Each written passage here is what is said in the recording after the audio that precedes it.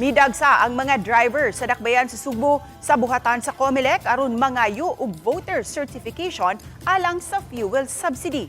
Ani ang report ni Alan Domingo. Miawas na ang linya sa mga taong midagsa sa buhatan sa Commission on Elections kon COMELEC sa dakbayan sa Sugbo. Migamit na lang og karton ang uban nga tao aron ipandong gikan sa init sa adlaw kadtong way dalang payong. Inani kataas ang linya sa mga taong dunay transaction diri sa Commission on Elections kon COMELEC. Nagkadaiya ilang tuyo apan kasagaran sa mga naglinya diri nagbuhat sa init.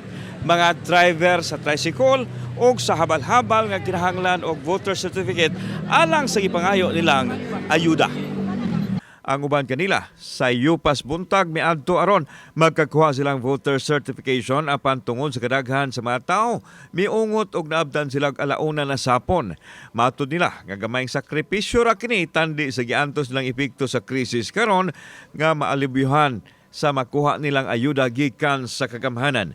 Sama nilang grupo sa mga habal-habal drivers gikan sa barangay Tisa nga namasin lang kung ugaling pangayuan sila o kamatuoran nga taga Cebu City sila maong nangayo sila og voter certification. Samtang apil sa milinya ang mga tricycle drivers nga mitiyabaw na nga wa na ikasuporta halos sa ilang pamilya. Namasin lang mi, wa kami kay bawa gani nga kuan na pag-agi na ko daghan man ng naglinya ni apil sa ko.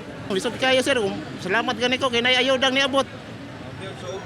Antos lang ko ani, bahalag init kayo. Gigadagdag mahatag og cash relief assistance ang DSWD ug mga adawa alang sa mga tricycle drivers din mo kapin sa 600 ka mga drivers ang makadawat sa Cebu City lang.